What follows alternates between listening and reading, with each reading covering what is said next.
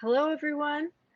Welcome to the final 2020 Hot Topics lecture in the Environmental Law Summer Lecture Series brought to you by the Environmental Law Center here at Vermont Law School. I'm Jenny Rushlow. I'm the Director of the Environmental Law Center and the Associate Dean for Environmental Programs. And first, I'm going to bring up a list of resources on the screen for those of you who are interested in learning more about our Environmental Law Center. You can also view, well, I suppose this isn't relevant anymore. Generally, to get more information about the Hot Topics lineup, you would go to vermontlaw.edu/hot-topics. Each talk is worth 1 Vermont CLE credit. So if you do want credit for today, keep track of that in your records. And we will have time at the end of the lecture today for questions and answers. So you're welcome to type your question into the chat at any time during the lecture, and we'll get to as many of you as we can in the remaining time. For today's talk, we are very pleased to welcome Maya Van Rossum.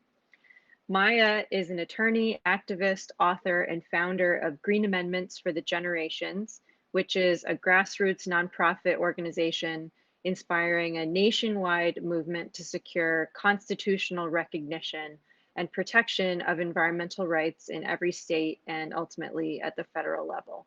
She is also the Delaware Riverkeeper, leading the watershed-based advocacy organization, the Delaware Riverkeeper Network, for 25 years in its efforts to protect the health of the Delaware River and its tributaries.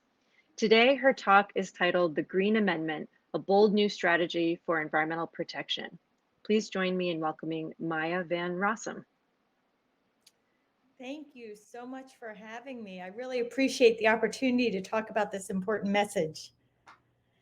So I think I should jump in and share my screen, and we will all hope that I do this correctly so that I don't get in trouble. All right. So unless I see a note from Emily in the background, I'm going to assume that this is all coming across okay. Is that a thumbs up? Yes. Okay, great. Great. So I really thank you, Jenny, for that wonderful introduction. I thank you again for the opportunity to spread this important message. And I hope I can rise to the occasion of being an exciting ending to what was an exciting summer series that you've had there at Vermont Law School. I do want to also just recognize my appreciation to the law school because my daughter, Annika Walsh Van Rossum, is a student there, and you are doing a wonderful job helping her to rise to the occasion of being a better environmental advocate and one day attorney. And I've also had the good fortune of actually having some Vermont Law School students come do their semester work with me at the Delaware Riverkeeper Network. And we've just found the quality of student coming out of Vermont Law School just amazing, just amazing. And so thank you for that. Just really quickly, as I've already had such a lovely introduction talking about the fact that for the last 26 years, I've been doing environmental advocacy and litigation. And the reason really to me why it's important for you to know a little bit about my history and the fact that I've been doing this work so long is so that you understand that the message that I'm about to share is an outgrowth of that work, that 26 years of work of literally trying to fight the good fight for our beautiful Delaware River, for our earth as a whole, and for present and future generations. And it's as a result of that work that I have really seen and experienced firsthand how our current system of environmental protection laws are truly failing us, and come to the realization that we need a new path for environmental protection. And it's a path that I hope to share with you and that I will inspire you to join me on. Now, why do we need a new path? Well, I think it's pretty obvious why we need a new path is we can look at what's happening in the real world, in our nation and around the world. The fact that people are suffering from pollution, degradation of the environment, and contamination of our air, our water, our wetlands, our rivers, our streams, our natural resources. And of course, we're facing a climate crisis. And so we can already see that something is wrong. And it truly, you know, Vermont, as wonderful as Vermont is environmentally and ecologically, and how much more progressive Vermont communities are on so many issues when it comes to the environment, Vermont is certainly not spared from pollution and degradation. We can see that Vermont, like every other state across the nation, suffers from a wealth of toxic sites that are causing harm to communities and the environment. We can see that Vermont, like every other state across the nation, has issues when it comes to air quality. Vermont, unfortunately, despite its efforts, is going in the wrong direction, at least according to some recent data when it comes to climate changing emissions. Vermont, like so many states across the nation, has water contamination of all kinds, including contamination by per and polyfluoroalkyl contaminants, a man-made chemical allowed to get into the environment and into our waterways very legally. And as a result, people are suffering from this pollution and degradation, and everybody's scrambling to try to figure out how can we literally clean up this mess. And of course, it's not just the people in Vermont and in states across the nation that are being impacted by pollution and degradation. Species of all kinds are also being harmed because of the actions, activities, and decisions that are happening because of people on our landscapes, in our waterways. Now, when I go into a community that is facing environmental threats of one sort or another, inevitably at some point in the early stages of our conversation, I get the same question. Sometimes they ask the question verbally, right? But sometimes you can just see it in their body language as they sit there with their shoulders slumped, sort of overwhelmed by the major threat to the environment and therefore their communities, their health, their safety, and their families that they are facing. And the question is why? Why are we facing this threat to our water, to our air, to our environment, to our families? Don't we, as people here on this earth, don't we here in the United States of America and the state of Vermont, don't we have a right to clean water and clean air, a stable climate, and healthy environments? Isn't that our right by virtue of the fact that we are people here on this earth and here in the United States? And unfortunately, I have to explain to them that while here in the US and states across the nation, we have all kinds of rights, the right to free speech and freedom of religion, private property rights, the right to bear arms. In the state of New York, you actually have a right to play bingo and to gamble. That is your right in the Bill of Rights section of the New York State Constitution. But in states across our nation, we do not have environmental rights. Instead, what we have here in the US is we have a system of laws and government and agencies that are supposed to be focused on the environment, focused on handling pollution and degradation. And of course, that's in the state of Vermont, every state across the nation. We don't only have a system of federal laws, right? We have a system of state laws in every single state across the nation. But writ large, across the board, all of these laws and the way government approaches the environment and environmental protection is fundamentally the same in states across our nation. Our system of government and laws are really focused on permitting and managing pollution and degradation, accepting pollution and environmental degradation as a necessary evil, a foregone conclusion, something we literally accept in the way we write the laws, and that it's something that we need to think about at the end of the decision-making process when really the focus is on how are we going to permit, how are we going to manage the who, the when, the where we allow pollution and degradation to take place.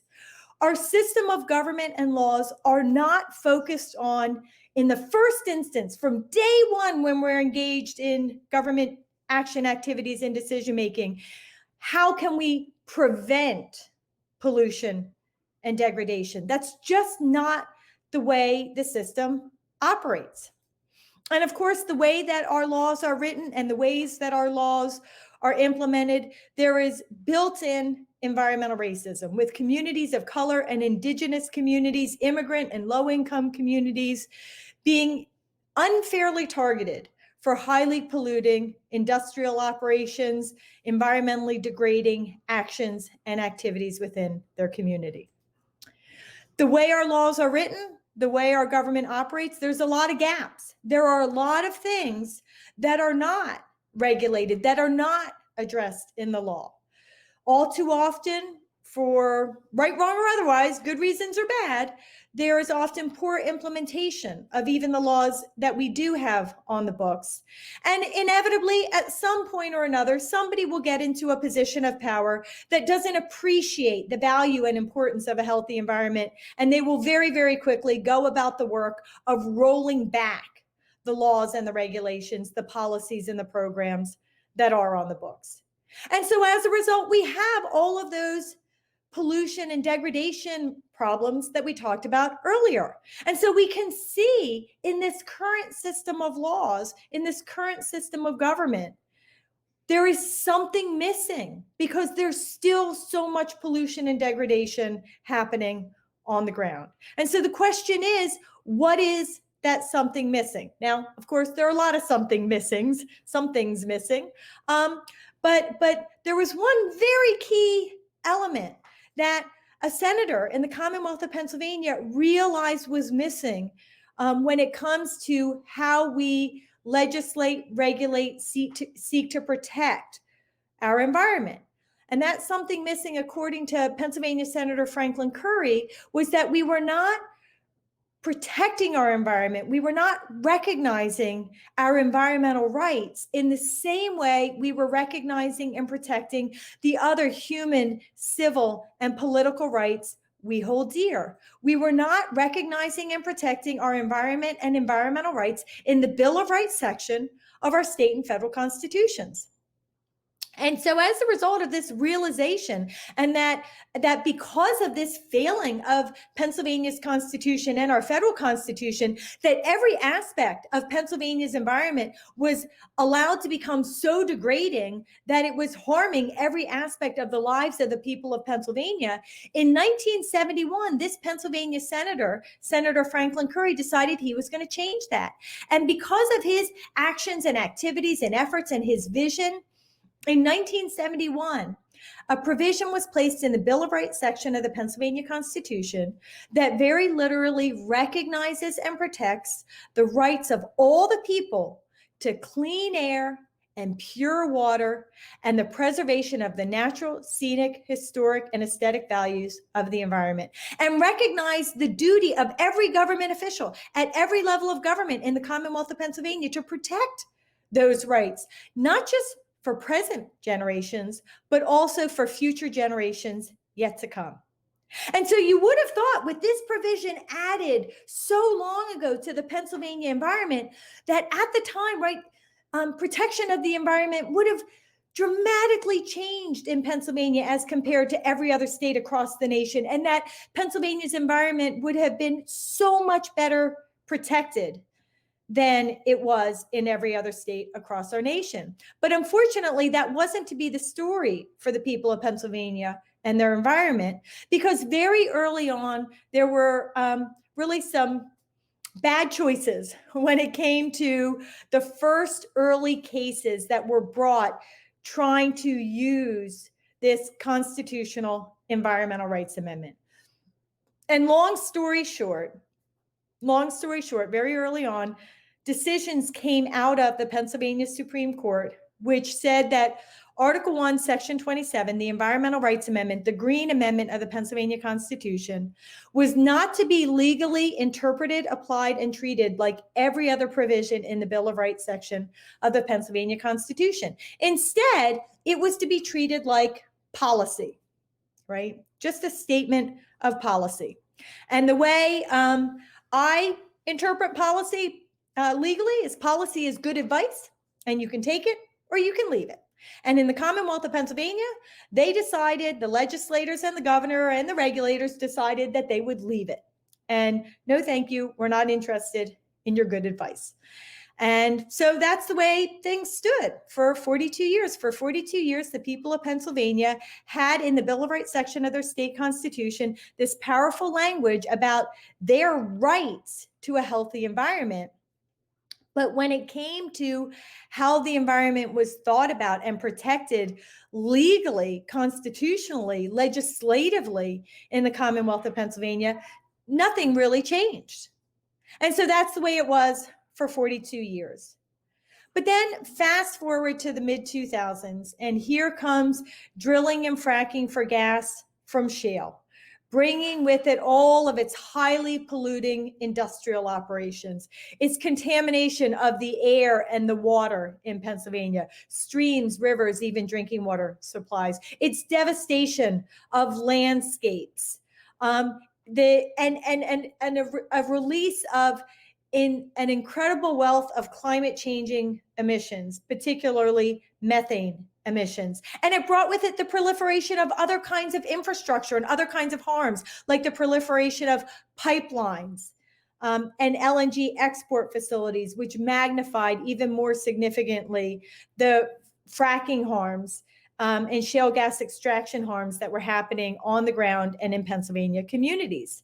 And given the state of the law in the Commonwealth of Pennsylvania, it was really pretty easy for the frackers to have their way when it came to Pennsylvania's environments and Pennsylvania's people. But for the frackers, it wasn't easy enough. They wanted to find a way to make it even easier for themselves. So they very literally went behind closed doors and wrote for themselves a piece of legislation that was passed in 2012. And when it was passed by a very pro-fracking legislature, came to be known as Act 13.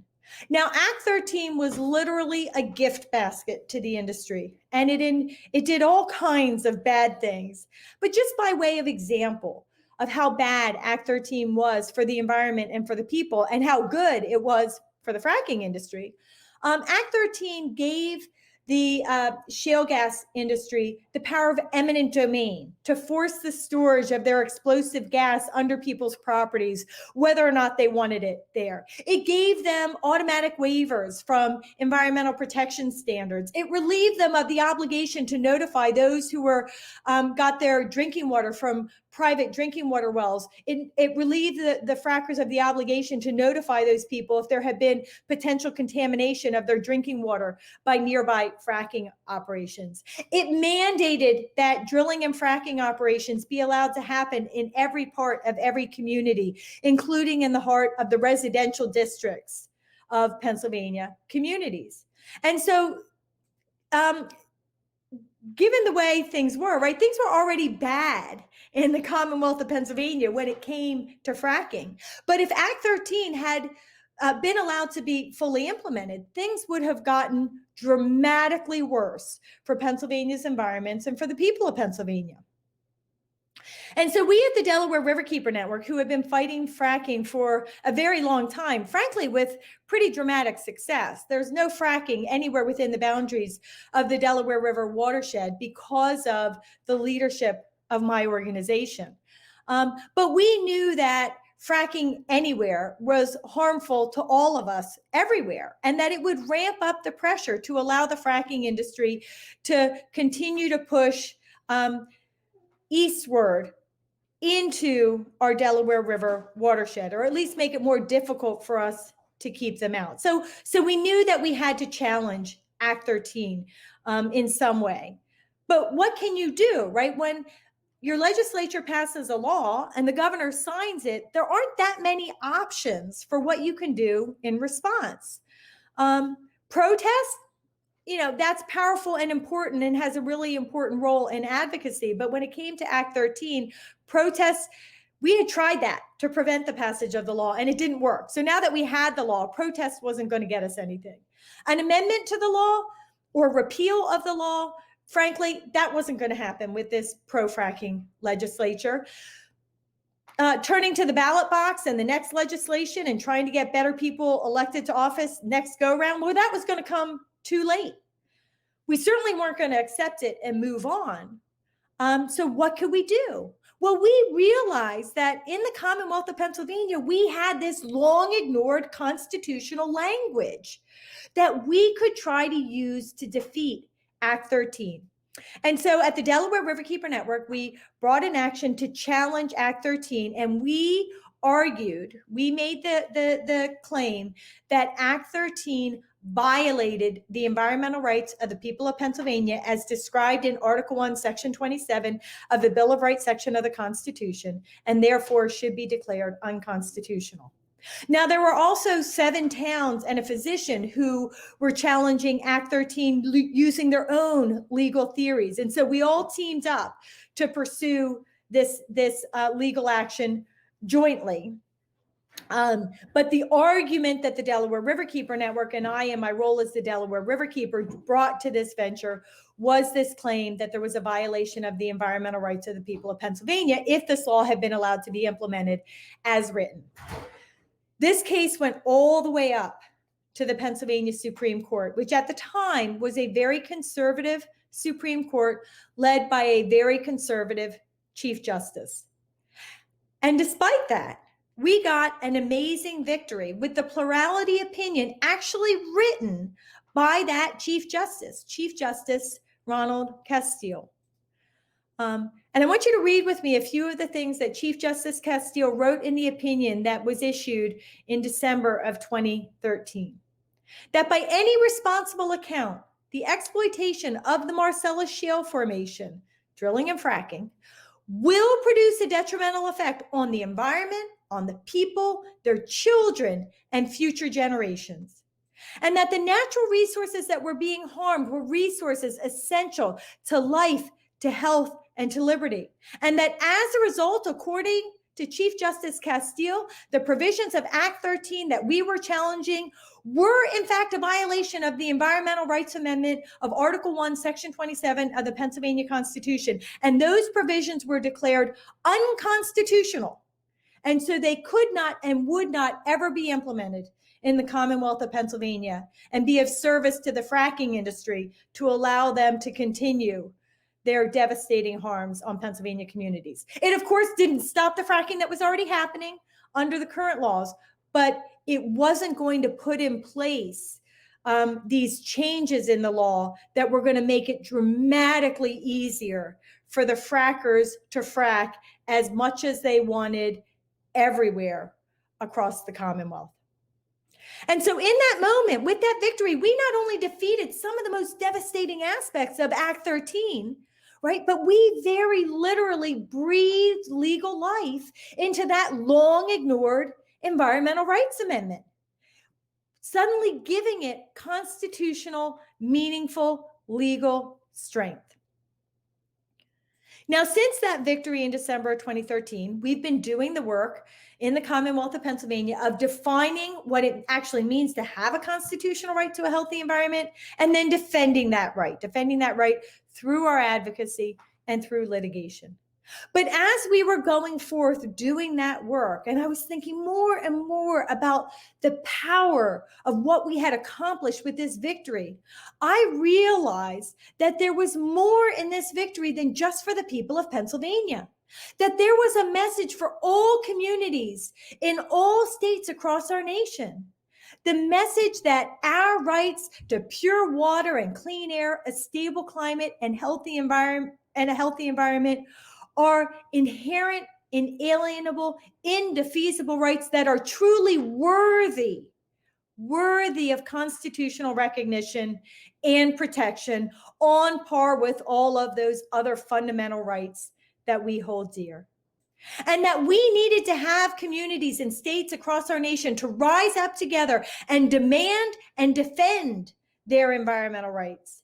And that I believe that the best way people can do that is to rise up together and seek and secure the passage of green amendments in every single state across our nation. I call it a green amendment movement. We need a green amendment movement. By the way, all those little kitties, they're all little kitties dressed as little Loraxes. So now why do we need a movement? We need a movement because when you go and take a look at every constitution across our nation, there are only 2 states that have this highest level of constitutional recognition and protection, what I call green amendments. That's Pennsylvania and Montana.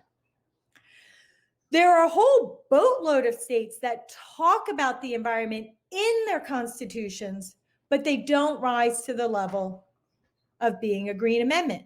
Vermont is one of those states. Vermont talks about the environment in Chapter 2, Section 67 of the Constitution, but it talks about the right to fish and to hunt and to do so under regulations issued by the General Assembly. It doesn't talk about an inherent, inalienable, self-executing right to pure water and clean air, a stable climate, and healthy environments. And it certainly doesn't protect those rights and recognize those rights in the same way we recognize and protect the other fundamental freedoms we hold dear. In other words, it doesn't have the essential elements of a Green Amendment, not the way I define a Green Amendment. So what are those elements? Well, to be a Green Amendment, you have to be in the Bill of Rights section of the Constitution. You have to be talking about the rights of all people, and that's really important from an environmental justice perspective. Ideally, you specifically call out future generations. You want to lay out clearly the environmental rights that need to be protected, things like clean water and clean air, a stable climate, and healthy environments. The provision needs to be self-executing. It can't be about the legislators passing more laws, because that's not solving the problem. It has to be self-executing. So as soon as this right to clean water and clean air gets added to the Constitution, it is now constitutionally and legally enforceable against the government when they fall down on the job to recognize and protect those rights. It has to apply throughout government, from the governor to the legislators, all the way down to the local town council. And when you put all the pieces together, again, it has to be recognizing and protecting environmental rights on par with those other fundamental freedoms.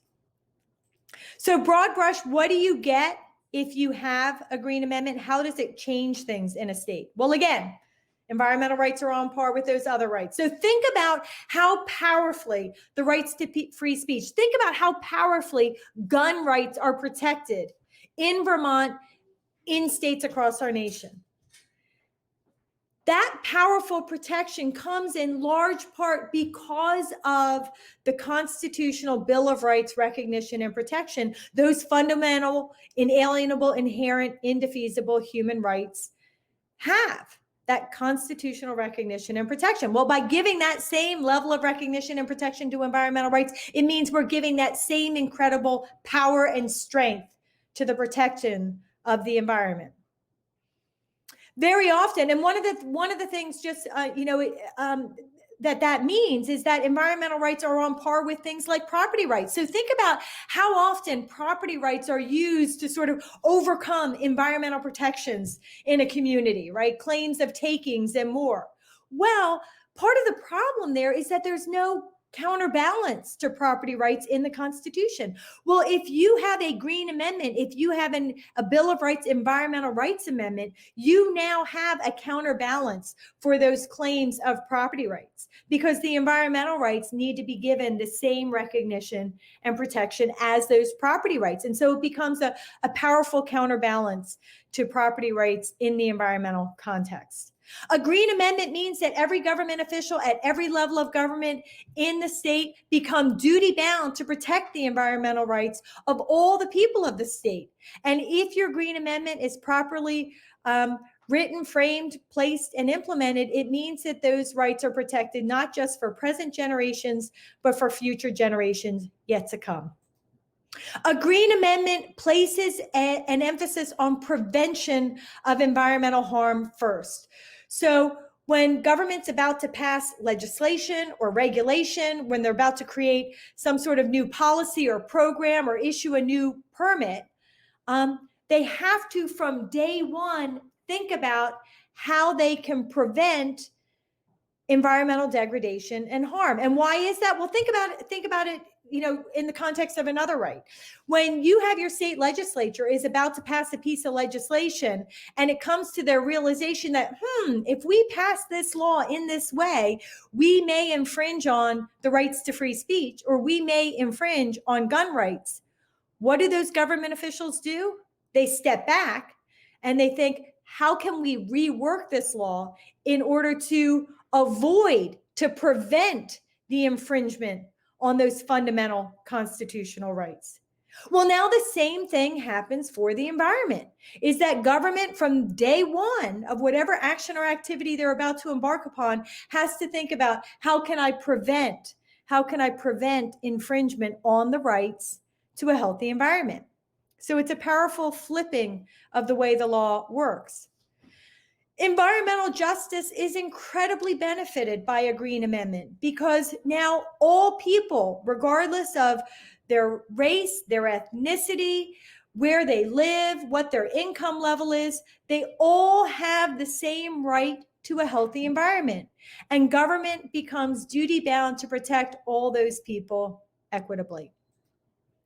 A Green Amendment means that government officials must consider the facts and the science and the impacts of the decisions that they're about to make before they make them. They can't just fall back on after the fact rationalizations, because if they try to do that, they won't be able to withstand legal scrutiny challenging whatever it is they've done that results in an infringement on environmental rights.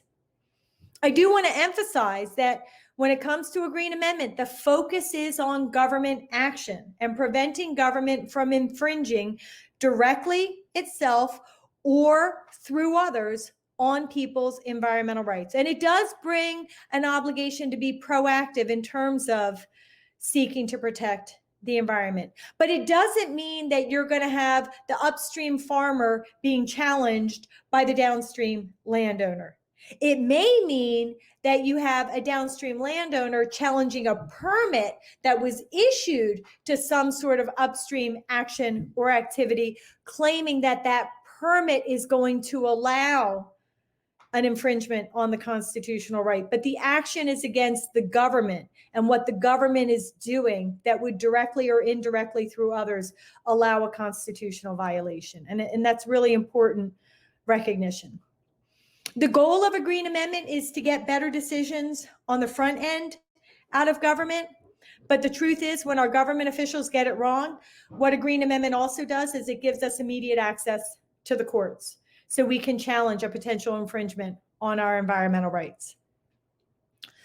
Now, what I have been doing through my Green Amendments for the Generations organization and movement is going across the nation, trying to inspire other states to seek and secure the passage of constitutional Green Amendments so all the people have these environmental rights in states across our nation. And we're having tremendous success. We actually have Green Amendment proposals, not passed, but proposals in 5 states. And one of them, as you can see, is the state of Vermont, right? New York, New Jersey, Maryland, West Virginia, and Vermont all have proposals. In Vermont, it's because of Senator Christopher Bray.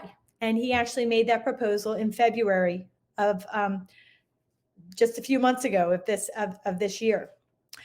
We also have other interest in other states, right? So we have a lot of organizing and activity happening in New Mexico and Maine and Connecticut, and growing interest in other states as well. So this is really an idea that is capturing people's imaginations, inspiring them to realize that their environmental rights are worthy of the same recognition and protection as those other rights that they hold dear.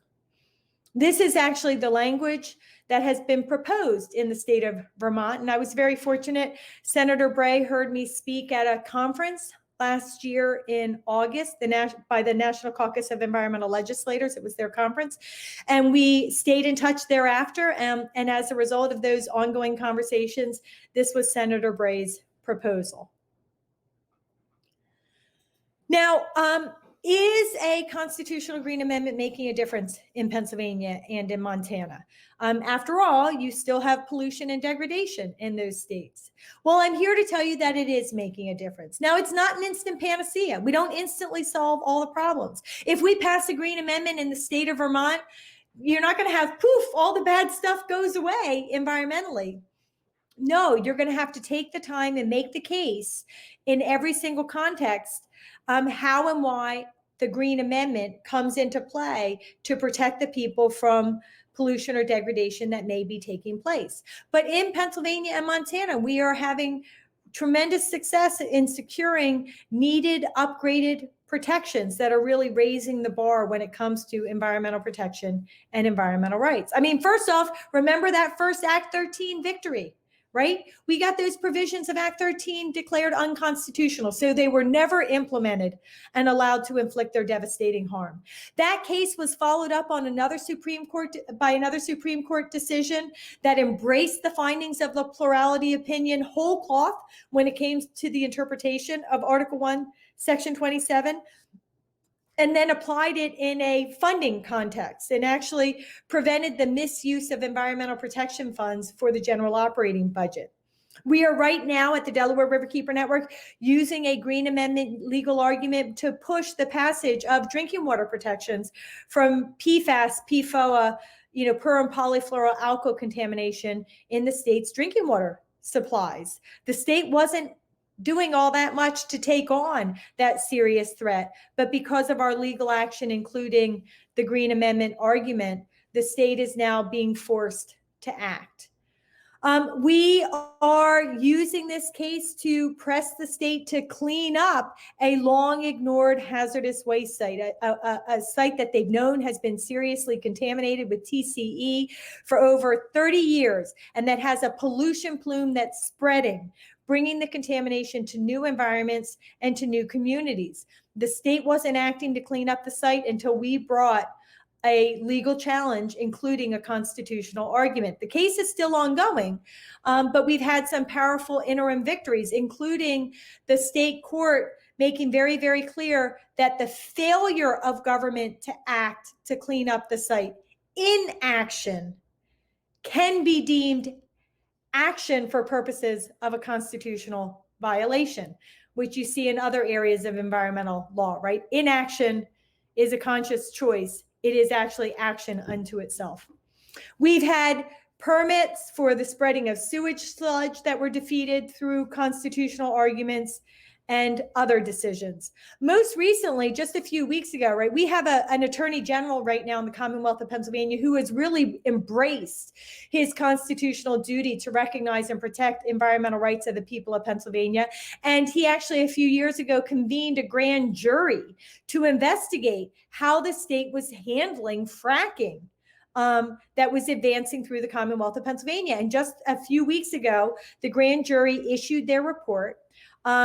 The report and the press around it has the Attorney General, Josh Shapiro, very clearly stating that the constitutional mandate for clean air and pure water was a basis, a driver for this grand jury investigation. And in the report, the grand jury finds that there is systemic failure by government agencies in overseeing the fracking industry, and clearly lays out those failures. It's quite stunning, and actually makes some recommendations for change. So we have to see how this grand jury report is going to really play out. But it was really a pretty powerful how the Attorney General used Article 1, Section 27 as a tool for advancing this kind of investigation out of the Attorney General's office.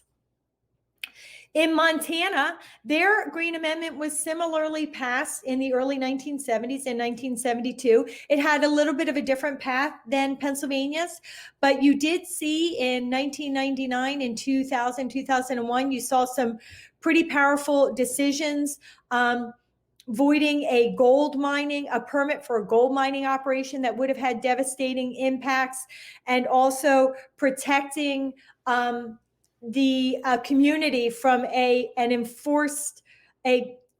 enforcement by the state of a contract that would have resulted in drinking water well testing that would have in the end contaminated the drinking water supply of an entire town. And so because of Montana's Green Amendment, the government was not obliged to enforce that contract, allowing that harm to advance. And then it sort of was a little bit more quiet in Montana when it came to the Green Amendment. But then last year in 2019, we had another gold mining permit that was being challenged in part on Green Amendment grounds. And the court ended up voiding out that permit using the Green Amendment. So with that, I hope that I have taken you all with me on a little bit of a journey to realize and recognize that our current system of environmental laws truly is failing us, that we do need a new path for environmental protection, and that that path is available to us in the passage of green amendments in every single state constitution across our nation. And once we're well on our way to accomplishing that goal, we will have laid the groundwork necessary for advancing a green amendment at the federal level. But we want to start with the states. That's good strategy. We'll be successful. We'll get critical protections. And in so doing it at the state level first, we will be laying the groundwork, the foundation necessary to ultimately get that federal green amendment passed. So that is my tale, and I'm sticking with it. And with that, I will stop the screen sharing, I think, to see if there are any questions. I do have some additional slides in case there are questions that might ask to see some things, but for now, we'll turn that off. Great, thank you so much. And Senator Bray, who you mentioned is pursuing the Green Amendment in Vermont, has been slowly pursuing a degree at VLS studying energy, and he's also the chair of the Senate Natural Resources and Energy Committee in Vermont. So definitely has some sway, which is great. For our listeners, we have a few minutes for you to ask some questions. And as a reminder, if you're watching this on our live stream, you would click on the Watch on Live Stream icon at the bottom of the video, which will bring up the chat box where you can add your question. And if you're watching on our Facebook live stream, add your question to the comment box below. We'll try to get through as many questions as possible. And we do already have quite a few questions. So the first one is, could a Green Amendment provide support or help for Indigenous tribes and the harms they face currently? That's a terrific question. And in fact, I mentioned New Mexico, where we have a tremendous Green Amendment initiative happening, and we're anticipating a proposal in the legislature at the next legislative session in January of 2021. And so because of our work in New Mexico, we've been thinking and talking a lot about Indigenous communities, Native American communities, and how they would be impacted by the passage of a Green Amendment. And really, it's incredibly powerful. I mean, first off, all of the Native Americans, they have the same rights under the Constitution, right? They have the rights to free speech. They have the rights to freedom of religion. Well, they similarly would have environmental rights that would result in the violation of their constitutional rights. It gives those Indigenous communities an opportunity to challenge that action or decision that's causing harm, a challenge that may not exist under the current system of laws in the state of Vermont. Because of that, it's really going to strengthen their arguments if they can show that they are already living in an environmental sacrifice zone, or that a decision that the state government is advancing, perhaps a new permit for a new industrial operation, is going to turn their community into an environmental sacrifice zone. And being able to bring forth that part of the case to be able to show that they are not being equitably treated as compared to other white communities nearby, for example. So there's going to be an increased powerful environmental justice argument they can bring when they experience those situations where time and time and time again, their communities are being sacrificed to environmental violence in order to protect a richer, whiter community somewhere else. But the important thing to know is, to the extent that a tribe has recognition, right, and it has its own sovereignty and it has its own authority within its boundaries, the Constitution does not apply to the tribal government. So they will not find themselves impacted by the addition of this constitutional language in terms of their own sovereignty and decision making. And that's really important for Indigenous leaders to be aware of. Okay, great, thank you. I do want to add one the next thing. question. I'm sorry. Oh, sure. Yes. So one of the things I just forgot. So one of the things, like when we go into a community to work with them on language, right? We have model language where we start the conversation, but then we try to make sure the personality of that state, because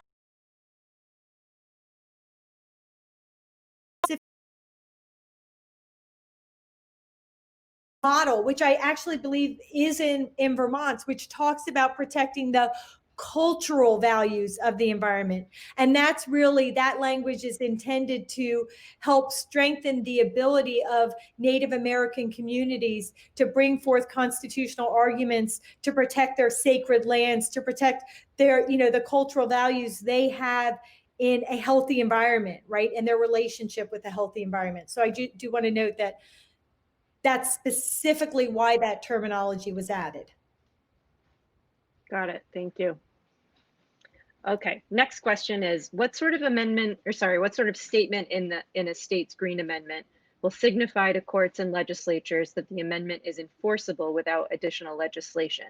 Essentially, how do you avoid courts or politicians calling it a feel-good amendment without any teeth? Well, first off, we can never guarantee that courts won't get it wrong. They got Pennsylvania's Green Amendment wrong. They got the 13th, 14th, and 15th Amendments wrong, right? In the federal Constitution when it came to civil rights, right? There are many aspects of that they got wrong initially. And we had to, over time, turn the justices around. But because the language in all those situations was in the Constitution, the opportunity was always there to get that turnaround through legal challenges. But of course, it's always fraught with peril. Generally, for the most part, across our nation, if a provision is in the Bill of Rights, it's deemed to be self-executing. And that's just constitutional interpretation.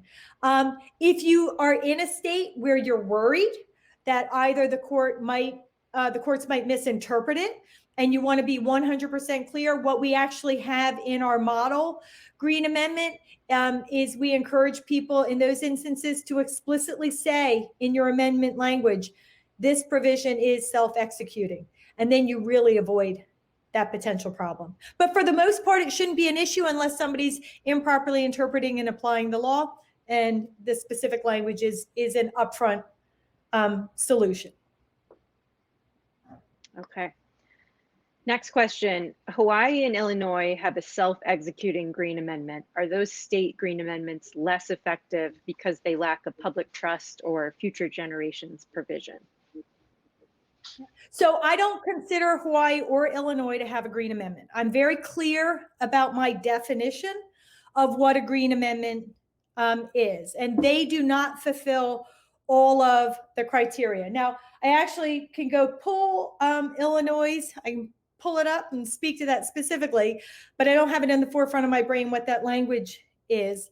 But Hawaii's I do, because I've actually been talking with a Hawaii legislator recently about it, advancing language in the state of Hawaii.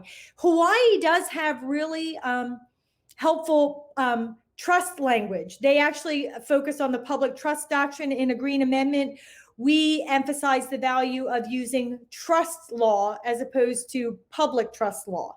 But that being said, there is some really powerful language that has been powerfully interpreted in the Hawaii Constitution. It's not in the Bill of Rights section, but it does talk about the obligation of the state to protect natural resources for the benefit of all the people. And I believe, if I'm recalling correctly, there is a generational component there. But what's really lacking, and in Hawaii, part of the strength has come from the judicial interpretations, right? So they did go the right way, which is very helpful in terms of Hawaii's current language. But something really important that Hawaii's language is missing is that individual right to a healthy environment, the right of each person to clean water and clean air, a stable climate, and a healthy environment. And legally, that's very meaningful in a number of contexts. And we can see that in some of the recent decisions out of Hawaii, where there were projects advanced in very sensitive, indigenously valued, but also environmentally sensitive landscapes. And I think the lack of the individual right was a real problem. And so what we're recommending to the Hawaii legislators is you do have this powerful language when it comes to the trust obligations of the state. And so, keep that, but you want to complement that with the individual rights language in the Bill of Rights section. With the Illinois language, I'd have to take a moment to pull it for you, but I guarantee you, if you read it, it's not going to fulfill all of the elements of a Green Amendment that I have. So I might even try to pull that language while you're going through the questions so I can speak to this. So that's what I'm doing while you're asking me the next question. Okay. The next question is there a deeper problem regarding the role of special interests influencing the debate that must be solved before a Green Amendment could be passed? A deeper, by the way, I've just found my document.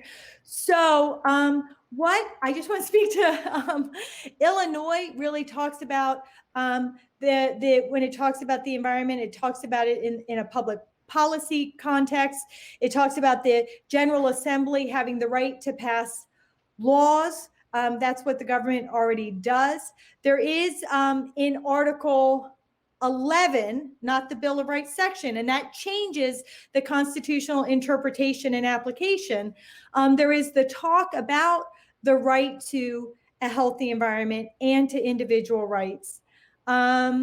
But it says specifically that those rights are subject to the reasonable limitation and regulation of the General Assembly as they may be put in place by law. So really what that does is it brings the interpretation back into the legislature, and it talks about the passage of laws for identifying and implementing environmental rights. And that's dramatically different than having a Bill of Rights recognition and protection of individual rights and government duty when it comes to protecting those rights for all. So that's what Illinois has. So I just want to confirm for you, it's not a Green Amendment. There are, in terms of the question, there are a lot of deep issues at play that both help and harm advancing a Green Amendment.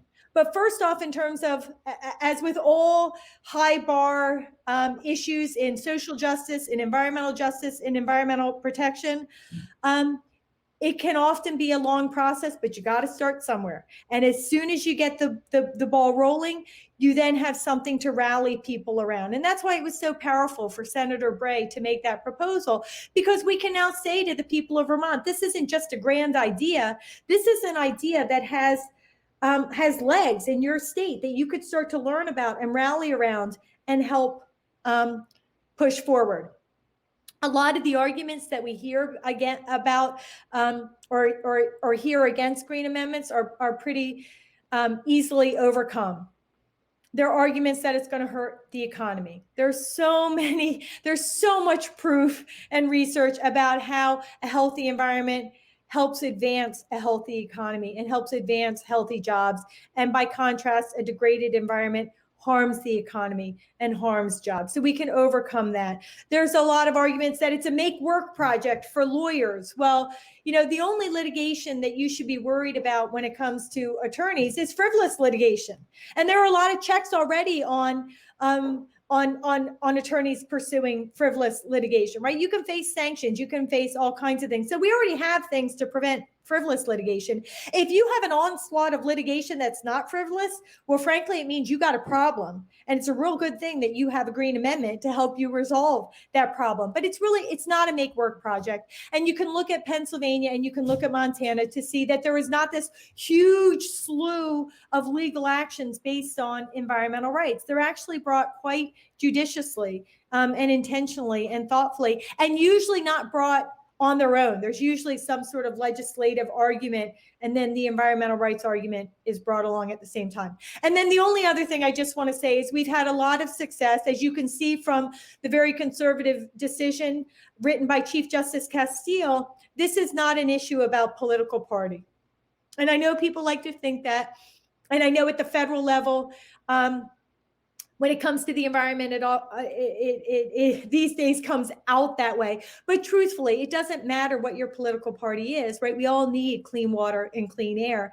And what we're finding at the state level is that we do have bipartisan support. We do have people of conservative persuasions and liberal persuasions joining together to advance environmental rights, because it truly is beneficial to all of us. So a lot of challenges, a lot of things to overcome, but when you overcome them, having a green amendment is a powerful tool in the toolbox. Great. That feels like the perfect place to wrap up.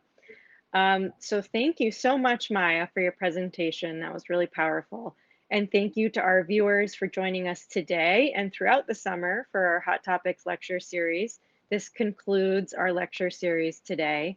But you can go visit our website to listen to any of our summer talks to see those recordings. And to do that, you would go to livestream.com/Vermont Law School/Hot Topics 2020.